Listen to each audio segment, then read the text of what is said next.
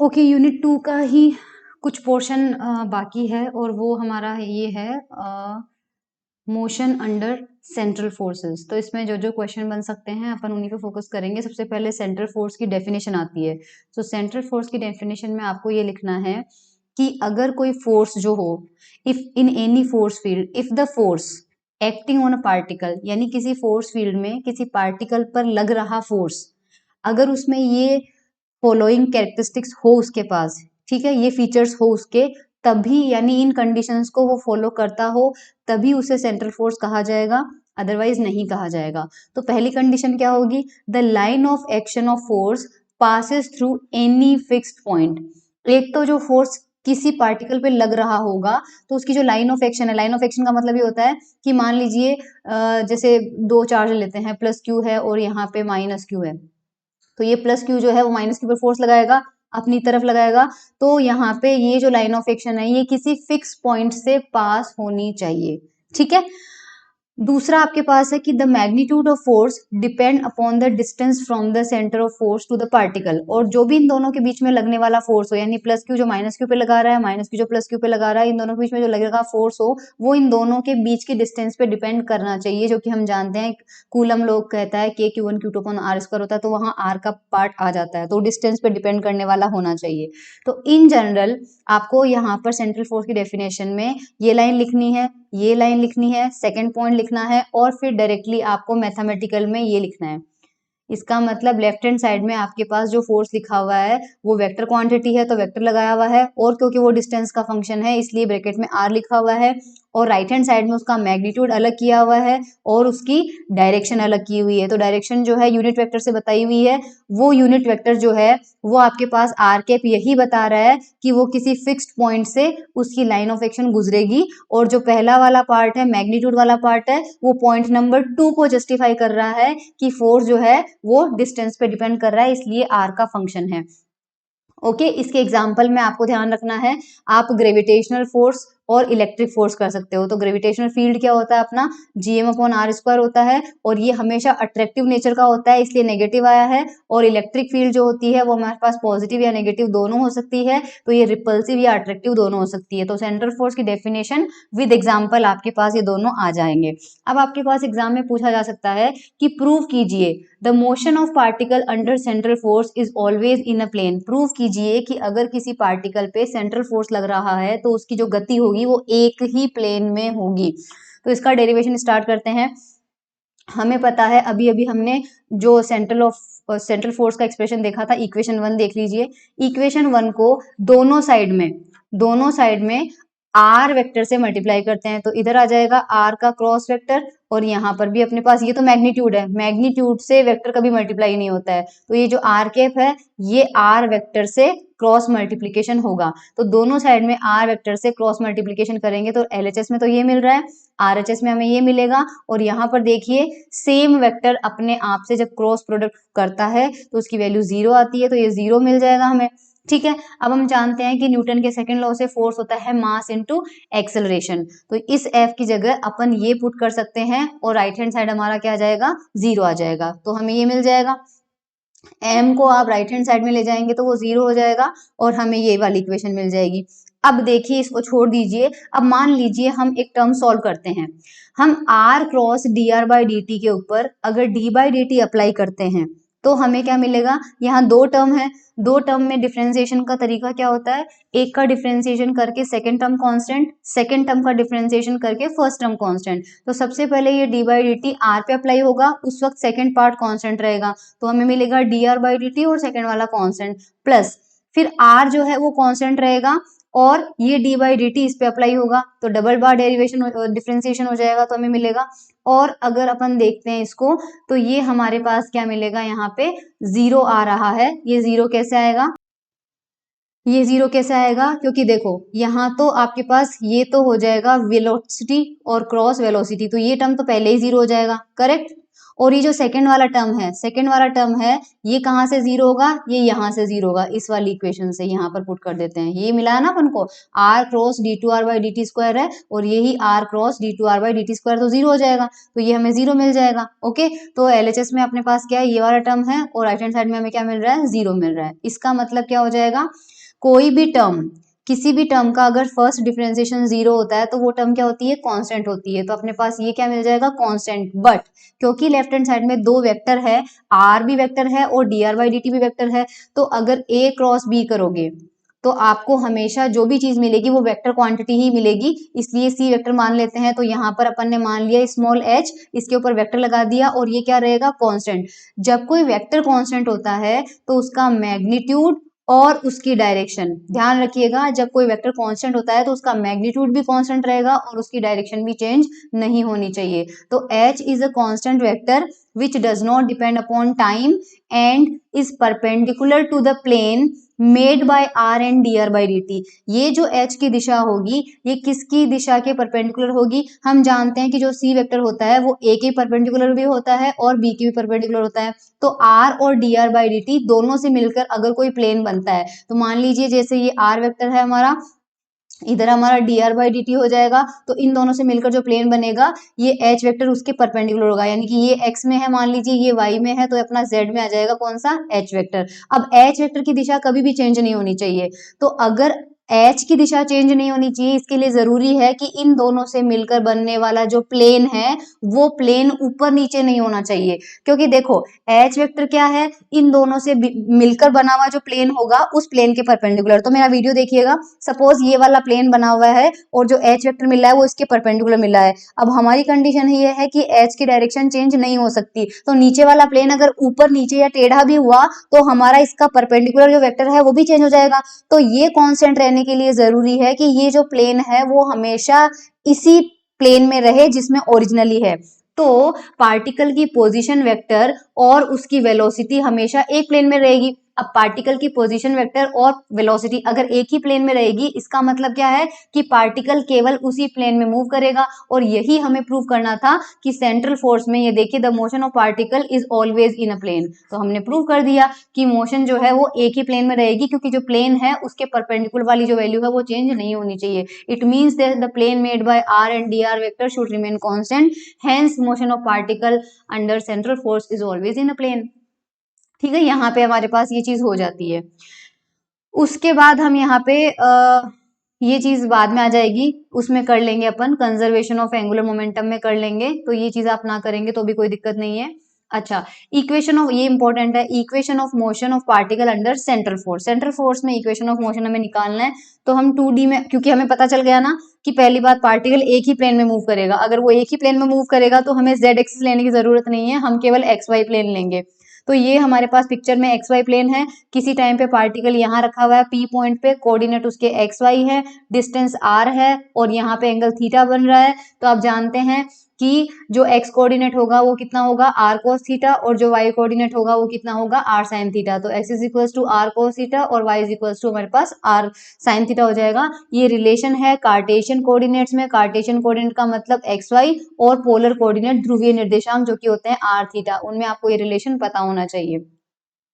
अब हम क्या करेंगे, उस इक्वेशन को जो हमें मिला है उसको डिफरेंशिएट करेंगे। किसको, सबसे पहले देखो, इसको मैं एक का करके बताऊंगी, सेकंड का आपको करना है। x is equals to r cos theta को टाइम के रिस्पेक्ट में डिफरेंशिएट करते हैं, तो x का क्या हो जाएगा, dx बाई dt हो जाएगा। यहाँ पर दो टर्म है r और cos थीटा, तो सबसे पहले r का करेंगे तब cos थीटा कांस्टेंट, फिर cos थीटा करेंगे तब r कांस्टेंट। तो r का करेंगे तो कितना आ जाएगा, dr बाई dt, और उस वक्त क्या हो जाएगा, cos थीटा। और जब cos थीटा करेंगे तो कितना हो जाएगा, माइनस का sin थीटा, लेकिन साथ में क्या आएगा आपके पास, d थीटा बाई dt। कारण, क्योंकि आपने सबसे पहले, आपको केवल थीटा का करना होता, अगर केवल थीटा लिखा हुआ होता तो हम d थीटा बाई dt कर देते, लेकिन आपके पास थीटा का कोई फंक्शन दिया हुआ है और वो फंक्शन क्या है, cos थीटा है। तो जब फंक्शन दिया हुआ होता है तो पहले फंक्शन का करते हैं जो वेरिएबल उसके अंदर दिया हुआ है, तो इसके अंदर वेरिएबल क्या दिया हुआ है, थीटा दिया हुआ है। तो सबसे पहले इसका होगा माइनस का साइन थीटा और फिर थीटा का खुद का होगा जो कि कितना होता है, d थीटा बाई dt। तो ये आ जाएगा, r तो कांस्टेंट रहेगा, sine theta d theta by dt with negative sign. अब सिमिलरली जो y का है, y का डिफरेंशिएशन आप कीजिएगा। अगेन डिफरेंशिएशन करते हैं। अगेन डिफरेंशिएशन में डायरेक्टली इन्होंने तो लिख दिया, मैं dx बाई dt का करके बता देती हूँ आपको डिटेल से कि यहाँ से यहाँ तक कैसे पहुंचेंगे। cos थीटा का और sin थीटा का इन्होंने अलग अलग किया है, बाकी dy बाई dt का आप खुद कर लिया। तो इसमें अपन लिख लेते हैं कि हमें dx बाई dt क्या मिला है, हमें dx बाई dt मिला है dr बाई dt, साथ में हमें मिला है cos थीटा माइनस का r sin theta d theta by dt। इसका डिफरेंशिएशन अपन करते हैं तो लेफ्ट हैंड साइड में तो आ जाएगा d2x by dt square is equals to, अब यहाँ दो टर्म है, ये फर्स्ट टर्म हो गया, ये सेकेंड टर्म हो गया। तो पहले वन का फर्स्ट का कर लेते हैं, तो dr बाई dt का करेंगे वापस से एक बार और, तो कितना हो जाएगा d2r बाई dt स्क्वायर। उस टाइम पे हमारा cos थीटा कांस्टेंट रहेगा, फिर हम cos थीटा करेंगे तो cos थीटा का कितना हो जाएगा, तब dr बाई dt कांस्टेंट रहेगा, तो dr बाई dt को तो कांस्टेंट रहने देते हैं और cos थीटा कर देते हैं, जो कि हमारे पास कितना हो जाएगा माइनस का sin theta d theta by dt। ये तो हमारे पास फर्स्ट टर्म हो गई, ठीक है। अब यहाँ पे माइनस आता है, ये माइनस लगा दिया। अब यहाँ पे देखो फर्स्ट टर्म, सेकेंड टर्म और थर्ड टर्म, तीन टर्म है। तो पहले जब r का करेंगे तो बचे हुए दो टर्म कांस्टेंट रखते हैं, तो r का कर देते हैं dr बाई dt। उस टाइम पे बची हुई दो टर्म को एज इट इज छोड़ देते हैं, जो कि कितना हो जाएगा sign theta d theta by dt plus, इस बार बीच वाले में क्या है साइन थीटा है, उसका कर देते हैं, तो r को एज इट इज रखते हैं, साइन थीटा का कर देते हैं, साइन थीटा का कितना हो जाएगा cos theta d theta by dt, ये साइन थीटा का हो जाएगा। और तीसरे नंबर वाली टर्म जो है d थीटा बाई dt वो कांस्टेंट रह जाएगी, हमारे पास एज इट इज आ जाएगी। प्लस अब लास्ट में बचा है d थीटा बाई dt, तो r साइन थीटा को एज इट इज रखते हैं, तो r साइन थीटा को एज इट इज रखते हैं और d थीटा बाई dt का डिफरेंशिएशन कितना हो जाएगा d2 theta upon dt square. ये लीजिए, अब यहाँ पे थोड़ा सा रीअरेंज करना है, cos थीटा वाले टर्म्स को एक साथ लिख लेते हैं, तो एक cos थीटा वाला टर्म हमारे पास ये अलग से लिख लेती हूँ मैं पेन से, ओके। cos थीटा का एक तो टर्म हमारे पास ये हो जाएगा नंबर 1, cos थीटा का टर्म हमारे पास हो जाएगा नंबर 2, बस cos थीटा के हो जाएंगे। तो cos थीटा अगर मैं कॉमन लेती हूँ तो क्या क्या बचेगा, यहाँ से मुझे मिल रहा है d2r अपॉन dt स्क्वायर, और यहाँ से अगर cos थीटा लेती हूँ तो r बचेगा और ये d थीटा बाई dt का स्क्वायर आएगा, लेकिन देखो यहाँ पे माइनस साइन है तो ये माइनस का आएगा r d theta by dt का स्क्वायर, ये तो cos थीटा का मिला, ठीक है। और उसके अलावा हमें क्या करना है साइन थीटा का लेना है, पर हम यहाँ पे कॉमन लेते हैं माइनस का साइन थीटा, क्योंकि बुक में माइनस का साइन थीटा दिया हुआ है हमारे पास, तो माइनस का साइन थीटा लेते हैं। तो देखो माइनस का साइन थीटा यहाँ से लेती हूँ मैं, पहले फर्स्ट टर्म ये आ जाएगी, तो ये dr बाई dt और ये d थीटा बाई dt, एक तो ये मिल जाएगा, ठीक है। और देखो यहाँ पे भी माइनस साइन था, है ना, और यहाँ पे भी अगर मैं साइन थीटा लेती हूँ तो देखो dr बाई dt और d थीटा बाई dt, तो इधर से भी dr by dt d theta by dt, इधर से भी dr by dt d theta by dt, तो twice of dr by dt d theta by dt वो तो हमें यहाँ से मिल गया, और एक आपको यहाँ से मिल रहा है, लेकिन वो ये प्लस है और यहाँ पे माइनस लगा हुआ है, मैंने माइनस बाहर ले लिया तो यहाँ पे मुझे प्लस मिलेगा, और वो मिलेगा r d2 theta upon dt square. अब ये जो हमें मिला है d2x अपॉन dt स्क्वायर, इसको एक बार दिखा देती हूँ, ये देखिए सेम टू सेम अपन को वही मिला है जो मैंने अभी आपको दिखाया है। अब d2y बाई dt स्क्वायर आप अपने लेवल पे खुद निकाल लीजिएगा। एक्सेलरेशन क्या होता है, a के हमारे पास दो कंपोनेंट होंगे, आई कैप के साथ में क्या आएगा d2x बाई dt स्क्वायर, और जे कैप के साथ में क्या आएगा d2y बाई dt स्क्वायर। तो ये वाली वैल्यू जो है वो आई कैप के साथ मल्टीप्लाई होगी, और ये भी आई कैप के साथ, ये आपकी जे कैप के साथ, ये आपकी जे कैप के साथ, और फिर दोनों को ऐड करना है। जब दोनों को ऐड करेंगे तो अब आपको थोड़ा सा सॉल्व करना पड़ेगा कि यहाँ पे आपके पास में ये जो टर्म कॉमन आएगा तो आपको आई कॉस थीटा और जे साइन थीटा मिलेगा कॉमन, और ये टर्म कॉमन आएगा तो साइड में मिलेगा माइनस का आई साइन थीटा प्लस जे कॉस थीटा, जो कि आप यहाँ वैल्यू रख के, सिंपल सी मैथ्स है, ये दोनों वैल्यूज पुट कीजिए। ये देखो आई कैप कॉस थीटा, तो आई कैप कॉस थीटा के साथ में क्या मिल रहा है, ये वाला टर्म मिल रहा है आपको। इसी के अलावा जे साइन थीटा में मिलेगा आपको सेम टर्म, तो ये रहा जे और साइन थीटा। तो देखो ये वाला टर्म और ये वाला टर्म दोनों कॉमन आ रहे हैं ना, दोनों को ऐड करेंगे तो इधर से तो आई कॉस थीटा मिल जाएगा और इधर से आपको जे साइन थीटा मिल जाएगा। सिमिलरली ये वाला टर्म और ये वाला टर्म कॉमन ले लोगे तो इधर तो माइनस का आई साइन थीटा मिलेगा और इधर का प्लस का जे कॉस थीटा, तो ये माइनस का आई साइन थीटा और प्लस का जे कॉस थीटा आपके पास हो जाएगा। ओके, अब हमें रेडियल डायरेक्शन में, पोलर कोऑर्डिनेट में, जिस तरह से हमें पता है कि एक्स डायरेक्शन में यूनिट वेक्टर होता है आई कैप, और वाई डायरेक्शन में यूनिट वेक्टर होता है जे कैप, वैसे ही आर कैप और थीटा कैप ये आपने 11th-12th के अंदर पढ़े होंगे। मैं वैसे डेरिवेशन करके भी बता सकती हूँ कि आर कैप होता है आपके पास I cos theta plus J sine theta, और थीटा कैप आपके पास होता है माइनस का आई साइन थीटा और जे कॉस थीटा। मुझे बताना नहीं चाहिए कि ये चीज आपको आनी चाहिए, पर मैं फिर भी बता देती हूँ आपको। हमारे पास यहाँ पे था इस तरह से, ये आर वेक्टर था और ये एंगल थीटा था। तो ध्यान रखिए कि आर जिस दिशा में जा रहा है उसी दिशा में क्या मिलेगा अपन को, आर कैप मिलेगा। तो अगर आर कैप मेरा इधर जा रहा है तो आर कैप के दो कंपोनेंट होंगे, एक एक्स कंपोनेंट होगा, एक वाई कंपोनेंट होगा। इधर तो हमारे पास अगर ये थीटा है और ये यूनिट वेक्टर है तो यहाँ पर मैग्नीट्यूड क्या आएगा, आर कैप का कॉस थीटा, और डायरेक्शन क्या होगी, आई कैप, एक्स कंपोनेंट है। इधर आर का कौन सा कंपोनेंट होगा, साइन थीटा, और साथ में क्या होगा, जे कैप। पर ये आर का मैग्नीट्यूड 1 हो जाएगा और इस आर का मैग्नीट्यूड भी 1 हो जाएगा। तो इधर क्या मिल रहा है आपको, आई कैप कॉस थीटा प्लस उधर ऊपर क्या मिल रहा है, जे कैप साइन थीटा। तो ये आपके पास क्या आ रहा है, आर कैप का वैल्यू आ रही है। अब थीटा कैप कैसे निकालना है, हमेशा ध्यान रखिएगा थीटा एंगल कहाँ से मेजर किया जा रहा है, एक्स एक्सिस से मेजर किया जा रहा है। तो एक्स से शुरू करोगे और इधर एरो जाएगा, तो आगे अगर बढ़ता एक्स तो इधर जाता। तो जो थीटा जिस पॉइंट पे आपको लेना होता है वहीं पर क्या करना होता है, स्पर्श रेखा खींचनी होती है। क्योंकि जिस तरह से एक्स और वाई एक दूसरे के साथ 90 डिग्री पे होते हैं, आर और थीटा भी एक दूसरे के साथ 90 डिग्री पे होते हैं, लेकिन आपका एंटी क्लॉकवाइज जा रहा है थीटा, इसलिए अपन को क्या करना पड़ेगा, यहाँ पे इस दिशा में आया यानी कि थीटा आपका इस दिशा में जाएगा, थीटा कैप आपका इस दिशा में जाएगा। और अगर इस दिशा में जाएगा तो मैं यहाँ पे एक लाइन ड्रॉ करती हूँ, तो अगर ये एंगल थीटा है मेरा तो ये एंगल थीटा हो जाएगा, ये 90 माइनस, और यहाँ पे एक वर्टिकल भी ड्रॉ कर लेते हैं, ठीक है। ये इधर 90 माइनस थीटा तो वापस ये थीटा हो जाएगा। और अगर ये थीटा है तो इधर क्या आ रहा है, इधर आ रहा है इसका थीटा कैप कॉस थीटा, है ना, क्योंकि थीटा इधर बन रहा है, और इसका एक कंपोनेंट इधर आएगा माइनस का थीटा कैप साइन थीटा। तो ये तो आ रहा है माइनस का आई कैप डायरेक्शन में आ रहा है क्योंकि एक्स के पीछे जा रहा है, तो माइनस का आई कैप साइन थीटा हो जाएगा। और इधर आपका प्लस का जे कैप में जा रहा है तो प्लस का जे कैप कॉस थीटा, तो ये थीटा कैप हो जाएगा।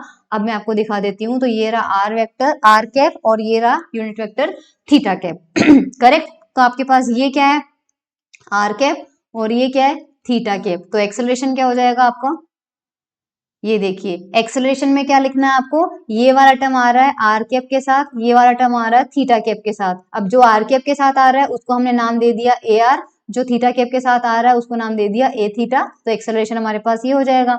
इन दोनों से हमें क्या पता चल रहा है कि ए आर हमें ये मिल रहा है और ए थीटा हमें ये मिल रहा है। इनके नाम याद रखने हैं, त्रिज्यीय त्वरण रेडियल एक्सेलरेशन, कोणीय त्वरण एंगुलर एक्सेलरेशन। तो हमारे पास ये थीटा हो जाएंगे। न्यूटन के सेकेंड लॉ से हम जानते हैं कि जो एफ आर है, सेंट्रल फोर्स लगाया हमने यहाँ पे, तो जो एफ आर है वो क्या था, एफ आर मैग्नीट्यूड और आर कैप डायरेक्शन वो एम ए के बराबर होगा, करेक्ट। तो लेफ्ट हैंड साइड में हमारे पास एफ है, राइट हैंड साइड में हमारे पास एम है, और ए की जगह हमने ऊपर से जो वैल्यू मिली है वो रख दी। जब हम कंपेयर करेंगे तो आपको ध्यान रखना है कि आपके पास एक्सेलरेशन के अंदर यहाँ पे लेफ्ट हैंड साइड, सॉरी इसको देखो, इन दोनों को कंपेयर करो, है ना, इन दोनों से हमें क्या मिल रहा है, F R R cap is equals to आपको मिल रहा है M A R R cap, ये वाला टर्म लिख रही हूं मैं, plus M A theta theta cap. जिस तरह से आई कैप वाला कंपोनेंट आई कैप के साथ इक्वेट होता है, जे कैप वाला जे कैप के साथ होता है, के कैप वाला के कैप के साथ होता है, उसी तरह से दोनों साइड में आर कैप वालों को बराबर करना है, थीटा कैप वालों को बराबर करना है। तो यहां से देखो लेफ्ट हैंड साइड में तो थीटा कैप है ही नहीं, तो जो ए थीटा होगा, ए थीटा मतलब ये रहा एम ए थीटा, ये तो अपन को क्या मिलेगा, 0, क्योंकि इधर थीटा कैप है ही नहीं। तो ये जो एफ आर होगा, ये जो एफ आर होगा ये प्योरली किसके बराबर होगा, एम ए आर के बराबर, और ये रहा M A R. These are called equation of motion of a particle under central force। ये आपकी इक्वेशन 5 और 6 जो होती है वो होती है equation of motion of a particle under central forces. अब हम आते हैं conservation of law of conservation of angular momentum under central force. तो सेंट्रल, आपके पास एग्जाम में क्वेश्चन ये पूछा जाएगा, देखो जब आपसे एग्जाम में क्वेश्चन पूछा जाता है कि एंगुलर मोमेंटम का कंजर्वेशन लॉ लिखिए, तब तो आपको सिंपली वो जो अपन ने प्रीवियस लेक्चर में पढ़ा है वही आपको करना है ना, टो को 0 करके, डीजे बाई डी टी को 0 करके, जे को कांस्टेंट। लेकिन जब आपके पास ये आता है कि आप प्रूफ कीजिए कि सेंट्रल फोर्स के अंदर एंगुलर मोमेंटम कंजर्व होता है, तब आपको ये वाला डेरिवेशन करना है।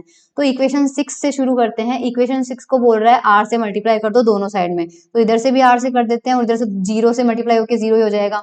तो ये आर अंदर जाएगा तो क्या हो जाएगा, यहाँ पे आर का स्क्वायर जो कि हमें यहाँ पर मिल गया।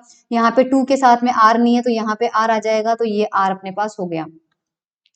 इस टर्म को आप पूरे को क्या लिख सकते हो, D by D T M R square D theta by D T. कारण क्योंकि देखो इसको सॉल्व करते हैं तो m को एक बार बाहर ले लेते हैं, m तो कांस्टेंट है और यहाँ पे दो टर्म हो गए, एक तो आर स्क्वायर हो गया और एक D theta by D T हो गया। तो पहले आर स्क्वायर का डिफरेंशिएशन करेंगे तब D theta by D T को कांस्टेंट रखते हैं, तो आर स्क्वायर का डिफरेंशिएशन कितना हो जाएगा, 2r dr by D T.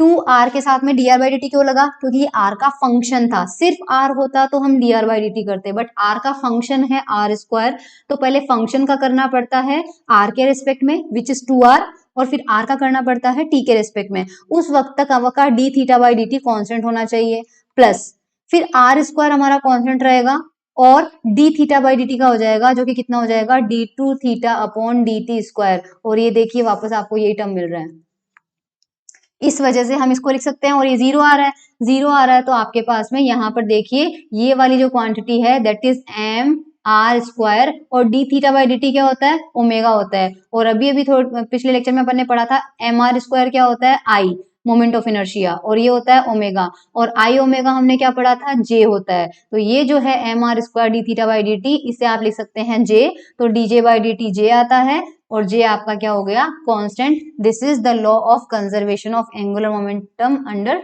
Central forces. अब यहाँ पे हमें एक केपलर का सेकंड लॉ एरियल वेलोसिटी का भी कांस्टेंट का कुछ मिलता है, वो देखो पढ़ते हैं। इक्वेशन 7 आपको जो मिली है, इक्वेशन 7 का मतलब ये रही, इसको कह रहे हैं कि 2/m से मल्टीप्लाई करो दोनों साइड में। कर देते हैं, इधर कर देते हैं 2/m से, और 0 से तो मल्टीप्लाई करने का कोई सेंस नहीं है, तो 2/m से जब अपन इसको करेंगे तो 2/m से करने से आपका m से m कैंसिल आउट हो रहा है, करेक्ट। 2/m से हमें नहीं 2/m से नहीं करना चाहिए, सॉरी ये मिस प्रिंट है, यहाँ 1/2m होना चाहिए, है ना, 1/2m होना चाहिए। तो 1/2m करेंगे तो 1/2m, तो m से m कैंसिल आउट हो जाएगा और इस 1/2 को अंदर ले लेते हैं तो अपन को क्या मिल जाएगा, ये देखिए ये वाला टर्म मिल जाएगा, ये वाला term 1/2 R square D theta by D T 0 आ जाएगा। और जिस चीज का डिफरेंशिएशन 0 होता है वो टर्म क्या होता है, कांस्टेंट होता है। अब ये टर्म रिप्रेजेंट क्या करता है, this term define areal velocity, क्षेत्रीय वेग of the particle rotating under central force. Central force में रोटेट करते हुए पार्टिकल का क्षेत्रीय वेग बताता है। क्षेत्रीय वेग का मतलब क्या होता है, देखो सिंपल वेलोसिटी क्या होती है, सिंपल वेलोसिटी होती है कि इतने टाइम में इतना डिस्प्लेसमेंट तय किया, और क्षेत्रीय वेलोसिटी क्या होती है, एरियल वेलोसिटी क्या होती है कि इतने टाइम में इतना एरिया कवर किया। तो यहाँ पर मान लीजिए रोटेशनल मोशन करना है तो एक पार्टिकल हुआ ए से शुरू, ठीक है, ए से कहाँ तक गया, बी तक गया, तो हमने यहाँ पे सॉरी ए से बी तक का टोटल था, ये मान लीजिए स्मॉल ए है, स्मॉल ए पॉइंट ये रहा और स्मॉल बी तक पहुंचा, कितने टाइम में, ए से बी तक पहुंचा है मान लीजिए डी टी टाइम में, और इसमें कितना एंगल कवर किया, डी थीटा एंगल कवर किया ओरिजिन से, क्योंकि सेंट्रल फोर्स है तो लाइन ऑफ एक्शन हमेशा ओ से गुजरेगी, क्योंकि लाइन ऑफ एक्शन हमेशा एक फिक्स पॉइंट से गुजरनी चाहिए, ठीक है। रेडियस मान लीजिए सर्कुलर मोशन कर रहा है तो आर रेडियस का कवर कर रहा है, तो ये जो आर्क लेंथ है वो कितनी हो जाएगी, आर डी थीटा। अब ये एरिया हमें निकालना है, ये एरिया निकालने के लिए अपन को पता है कि अगर अपन डी थीटा और इन सबको बहुत छोटा ले रहे हैं, बहुत ही छोटा ले रहे हैं, तो उसका एरिया देखो कैसे निकालेंगे। अगर अपन इसको बहुत छोटा ले रहे हैं ना, बहुत छोटा, यहाँ पे ये एरिया निकालना है अपन को, ये अपना हो गया डी थीटा और ये अपना हो गया आर डी थीटा। तो इतना छोटा लीजिए डी थीटा को कि ये जो आर्क है वो लगभग स्ट्रेट लाइन की तरह लगे, और अगर अपन को ये स्ट्रेट लाइन की तरह लगेगा तो ये स्ट्रेट लाइन की तरह इस तरह से होगा। हमें पता है कि सर्कुलर मोशन में रेडियस हमेशा पेरीफेरी पे 90 का एंगल बनाती है, तो इसको राइट एंगल ट्राइंगल मान लीजिए। राइट एंगल ट्राइंगल का ये आपका उसकी हाइट हो जाएगी और ये आपका उसका बेस हो जाएगा, ठीक है। अब ये तो अपन ने आर लिया हुआ है, तो आपका एंगल राइट एंगल ट्राइंगल का फॉर्मूला कितना होता है, 1/2 बेस इंटू हाइट, है ना, आधार इंटू ऊंचाई। तो 1/2 बेस कितना लिया है आपने, बेस हमारा है आर डी थीटा, क्योंकि ये लेंथ कितनी थी आर डी थीटा, तो यहाँ आ जाएगा आर डी थीटा, और हाइट आपने कितनी ली है आर, तो आपके पास आ रहा है 1/2 आर स्क्वायर डी थीटा। ये तो हो गया एरिया, ठीक है। अब जब नॉर्मल वेलोसिटी लेते हैं तो वो कितना होता है, डिस्टेंस वाली जो वेलोसिटी होती है वो dt से डिवाइड करते हैं, तो डिस्टेंस वाली वेलोसिटी आ जाती है। अब हमें निकालना है एरियल वेलोसिटी, तो एरियल वेलोसिटी को निकालने के लिए एरिया को डिवाइड करेंगे किससे, dt से, तो क्या आ रहा है 1/2 R square D theta by D T. So this is called areal velocity. अब इसका लैंग्वेज में क्या होगा बताती हूँ, पर इक्वेशन 10 आपको समझ में आ गया होगा। दिस इज कांस्टेंट, तो areal hence a real velocity, areal velocity, यहाँ पे ये ए और आर के बीच में स्पेस नहीं आना चाहिए, areal velocity remain constant under central forces. ये क्या बताता है, it is equal to the area swept by position R in unit time, यानी कि ये यूनिट टाइम में कितना एरिया उस पोजीशन वेक्टर ने स्वेप कर लिया है, कवर कर लिया है, वो बता रहा है, ठीक है। सो this is also the Kepler's second law. बस एरियल वेलोसिटी के लिए आपको इतना ही ध्यान रखना है। Law of conservation of energy जो है, अब हम उस पर आ जाते हैं। तो जब भी हमारे पास सेंट्रल फोर्स होता है, जितने भी सेंट्रल फोर्सेस होते हैं वो सारे क्या होते हैं, ध्यान रखना, कंजर्वेटिव फोर्सेस होते हैं। और जब भी कंजर्वेटिव फोर्सेस हमारे पास होते हैं तो उनको हम क्या कर सकते हैं, इस तरह से लिखा जा सकता है, मतलब जो फोर्स होगा वो हमेशा पोटेंशियल एनर्जी का डिफरेंशिएशन होगा, क्योंकि आपने देखा होगा वर्क डन क्या होता है, एफ डॉट डी आर होता है, और जो पोटेंशियल एनर्जी होती है वो किसी फोर्स के अगेंस्ट किसी पार्टिकल को ले जाते हैं तो वही पोटेंशियल एनर्जी होती है, तो ये यू हो जाएगा, इधर आपके पास आ जाएगा एफ डॉट डी आर आ जाएगा, यहाँ से एफ निकालोगे या डी हो जाएगा, तो कितना आ जाएगा D U by D are, ठीक है। नेगेटिव इसलिए क्योंकि वो फोर्स के अगेंस्ट स्टोर होती है पोटेंशियल एनर्जी, इसलिए हमारे पास नेगेटिव आ जाएगा, तो ये रिलेशन आपको पता ही है, ठीक है। अब इक्वेशन 5 में पुटिंग इक्वेशन 5 इन इक्वेशन 9, अब इक्वेशन 9 हमें ढूंढनी पड़ेगी, इक्वेशन 9 कहाँ गई, ओके, इक्वेशन 9 में ये चीज कैसे पुट करनी है अपन को, ओके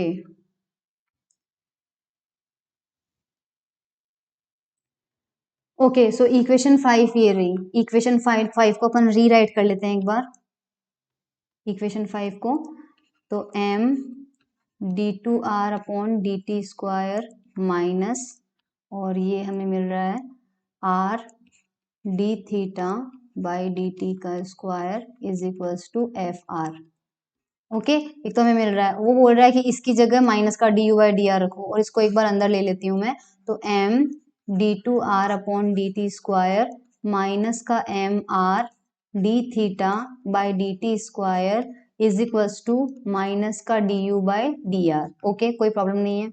अब हमें वो बोल रहा है, यस, इक्वेशन 9 जो है, इक्वेशन 9 को इसमें यूज करते हैं, तो इक्वेशन 9 देख लेते हैं क्या मिली है। इक्वेशन 9 हमें मिली है, yes, J is equals to M R square D theta by D T, तो इक्वेशन 9 थी J is equals to M R square D theta by D T, तो यहाँ से D theta by D T की value निकाल लेते हैं, जो कि कितनी हो जाएगी J upon M R square, और ये जो वैल्यू है D theta by D T की, ये हम पुट कर देते हैं यहाँ पे, तो देखो हमें क्या मिल रहा है, लेफ्ट हैंड साइड में मिलेगा m D two R upon D T square minus का एम आर और j upon M R square का स्क्वायर, और इधर माइनस का D U by D R, थोड़ा सा रीअरेंज कर लेते हैं, m D two R upon D T square minus का M R J square upon M square R S to power 4 is equals to minus का D U upon D are, जो terms cancel हो रहे हैं cancel कर देते हैं, एक m से एक पावर कैंसिल हो जाएगी, r से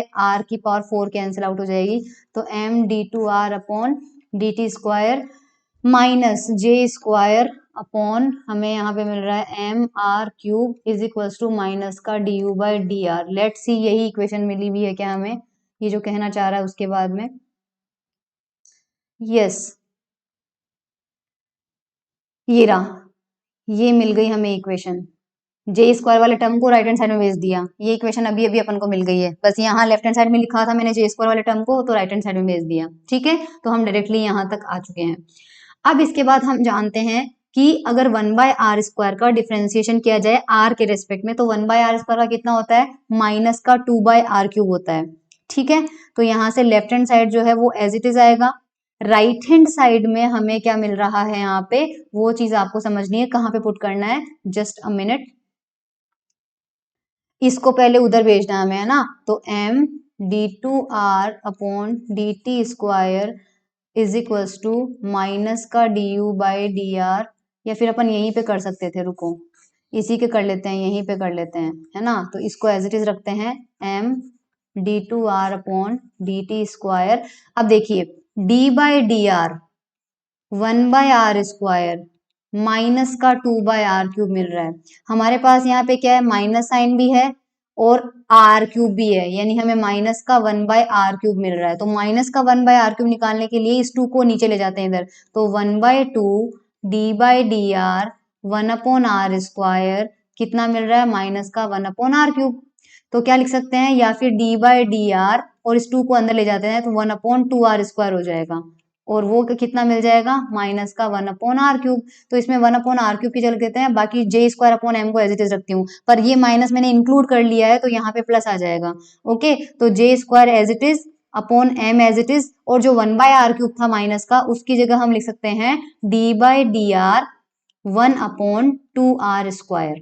ठीक है, ये चीज हमें मिल चुकी है। या फिर m d2r upon dt² plus d/dr, क्योंकि j कांस्टेंट है, एंगुलर मोमेंटम कंजर्व होता है, मास कांस्टेंट है, तो अंदर ले जाया जा सकता है, तो ये सब अंदर आ जाएगा, j² अपॉन 2mr²। और राइट हैंड साइड में क्या है, माइनस का du/dr। अब इसको इधर लेके आते हैं, m d2r upon dt² is equals to minus का du/dr माइनस का d/dr j² upon 2mr²। Okay, now minus d/dr common ले लेते हैं, तो इधर बचेगा u प्लस, और इधर बचेगा j² अपॉन 2mr²। ओके, तो ये चीज मैं दिखा देती हूँ। यस, इक्वेशन 11 तक हम पहुंच गए। अब क्या करना है अपन को, multiply both sides by dr/dt। तो इधर भी dr/dt से मल्टीप्लाई कर देते हैं तो ये मिल जाएगा, इधर भी dr/dt से मल्टीप्लाई कर देते हैं तो ये मिल जाएगा हमें। ओके, हेंस यहां से देखिए dr से dr कैंसिल आउट, तो इधर तो मिल रहा है d/dt, तो राइट हैंड साइड तो माइनस का d/dt और ये आ जाएगा। लेफ्ट हैंड साइड को क्या किया है, लेफ्ट हैंड साइड को लिखा है d/dt 1/2 mdr अपॉन dt का स्क्वायर। लेफ्ट हैंड साइड को ऐसा लिखा है, तो सॉल्व करते हैं कि क्या यही मिलता है कि नहीं मिलता है, तो इसको सॉल्व करते हैं। तो 1/2 m तो कांस्टेंट आएगा, करेक्ट, और यहाँ पे देखो d/dt इस पे अप्लाई होगा, तो इसका स्क्वायर है। जब स्क्वायर होता है, तो मैंने पहले भी कहा था कि स्क्वायर होता है तो पहले स्क्वायर वाले फंक्शन को डिफरेंशिएट करो, तो x² का कितना होता है, 2x, तो यहाँ फंक्शन का स्क्वायर होता है तो ट्वाइस ऑफ फंक्शन आएगा, यानी कि हमें मिलेगा 2dr/dt पहले तो, और फिर जो dr/dt है उसका डिफरेंशिएशन होगा, जो कि कितना होता है d2r अपॉन dt², और 2 से 2 कैंसिल आउट हो जाएगा, तो यस m dr/dt d2r/dt² ये मिल रहा है। तो यस, इस टर्म को ऐसे लिखा जा सकता है। ओके, अब देखो इधर भी d/dt मिल गया, इधर भी d/dt, इन दो इसको इधर लेके आएंगे तो d/dt प्लस साइन में आ जाएगा, और d/dt के साथ कॉमन में तीनों टर्म आ जाएंगे। और किसी चीज का फर्स्ट डिफरेंशिएशन अगर 0 होता है तो वो कांस्टेंट रहता है, तो ये वाला टर्म अपने पास क्या आ गया, कांस्टेंट आ गया। इस कांस्टेंट को हम मान लेते हैं अभी के लिए कैपिटल ई। अब कैपिटल ई ही क्यों माना है वो भी समझ में आ जाएगा। ये इक्वेशन 13 जो है ये रिप्रेजेंट करता है कंजर्वेशन ऑफ टोटल एनर्जी। क्यों, क्योंकि इसमें जो फर्स्ट टर्म है 1/2 m dr/dt क्या होता है, वेलोसिटी, तो हाफ mv², वो क्या होता है आपका, this term is translational kinetic energy. ये आपके पास लीनियर काइनेटिक एनर्जी हो गई, हाफ mv²। u आपके पास क्या है, पोटेंशियल एनर्जी है, तो u जो है वो पोटेंशियल एनर्जी हो गई, और j² अपॉन 2m² जो है वो आपके पास हो गई रोटेशनल काइनेटिक एनर्जी। पढ़ा है अपन ने रोटेशनल काइनेटिक एनर्जी के बारे में यहाँ पर, क्योंकि देखो j² को लिखो i ओमेगा, तो i² ओमेगा² अपॉन 2 और mr² क्या है i, तो यहाँ से I कैंसिल आउट हो जाएगा, कितना आ रहा है 1/2 I ओमेगा। और हम पढ़ चुके हैं प्रीवियस लेक्चर्स में कि 1/2 I ओमेगा क्या होता है, रोटेशनल काइनेटिक एनर्जी। तो टोटल एनर्जी क्या आ रही है, कांस्टेंट आ रही है, तो ये हमारे पास काइनेटिक एनर्जी का ये यहाँ पे देख बता भी रहा है, ये देखिए 1/2 I omega, I omega square, हाँ I ओमेगा स्क्वायर। ये आपके पास क्या आ रहा है, कंजर्वेशन ऑफ एनर्जी। अब हमारे पास आता है इक्वेशन ऑफ मोशन का सॉल्यूशन। तो सॉल्यूशन भी कर लेते हैं, ज्यादा बड़ा नहीं दिख रहा है मुझे ये टॉपिक, तो कर लेते हैं। इक्वेशन 13 को फिर से लिखते हैं। ओके, इक्वेशन 13 से किसकी वैल्यू निकालनी है, dr/dt की। तो सबसे पहले इक्वेशन 13 को आप देखिए, आप इस E में से एक तो इसको माइनस कर दो पहले ले जाके, ठीक है, तो E माइनस जे वाला टर्म हो जाएगा, फिर आप U को भी ले जाओ, तो आपको क्या मिलेगा, सबसे पहले बता देती हूँ, आपको मिलेगा E माइनस U माइनस ये। उसके बाद आप क्या करो, उसके बाद अपन को क्या करना है, ये m/2 है, जब ये राइट हैंड साइड में जाएंगे तो क्रॉस मल्टीप्लीकेशन से क्या हो जाएंगे, 2/m हो जाएगा, तो वो कितना हो जाएगा 2/m। और ये जो वैल्यू है वो किसकी आ जाएगी, ये जो वैल्यू वो किसकी आ जाएगी, dr/dt का स्क्वायर की वैल्यू आ जाएगी। तो अगर सिंपल dr/dt की वैल्यू निकालनी है तो स्क्वायर को हटाने के लिए राइट साइड में जो भी चीजें होगी उन सबका क्या लेना पड़ेगा, रूट। तो कुल मिला के इक्वेशन 13 से आपको dr/dt की वैल्यू निकालनी है, जो कि आ जाएगी ये, ठीक है। अब अगर यहां से इस पूरे टर्म को मैं नीचे लेके आ जाऊं dr के पास और dt को राइट हैंड साइड में ले जाऊं, तो मुझे क्या मिलेगा, dr अपॉन ये जो भी टर्म आपको मिला है इसकी पावर 1/2 और राइट हैंड साइड में कितना हो जाएगा dt। और इस एक्सप्रेशन को अगर मैं ऊपर लेके जाऊं तो इसकी पावर क्या हो जाएगी, -12। तो dr के साथ में इस पूरे एक्सप्रेशन की पावर -12 हो जाएगी, और वो किसके बराबर हो जाएगा, dt, जो कि यहाँ पे लिखा हुआ है ये रहा, dt इज इक्वल्स टू, यानी dt is equals to dr into this function और उसकी power -12, dr into this function with -12।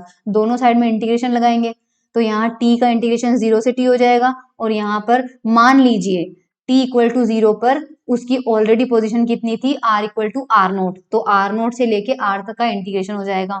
Okay, we also know the total angular momentum हमारे पास क्या होता है, J is equal to mr square D theta by dt होता है, ठीक है। तो यहाँ से अगर मैं केवल डी थीटा की वैल्यू निकालूं तो क्या मिलेगा मुझे, J upon mr square dt मिलेगा। इसमें इसका इंटीग्रेशन करेंगे इधर और इधर, तो इधर इंटीग्रेशन थीटा हो जाएगा और इधर इंटीग्रेशन क्या हो जाएगा, इस पे लग जाएगा, टी पे इंटीग्रेशन लग जाएगा।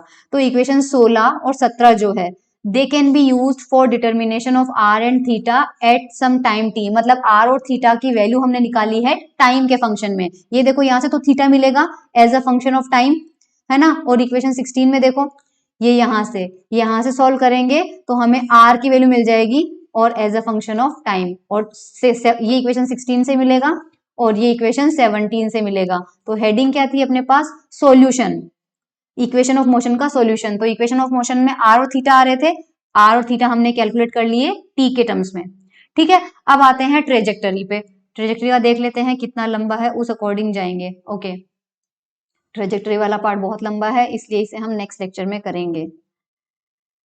Okay, so trajectory of moving particle, मतलब पाथ कौन सा ट्रेस करेगा, मतलब सेंट्रल फोर्स में घूमते घूमते कौन सा शेप बनाएगा, सर्कल बनाएगा कि पैराबोला बनाएगा कि हाइपरबोला बनाएगा, वो हम करेंगे नेक्स्ट लेक्चर में। सो तब तक के लिए thank you so much, bye.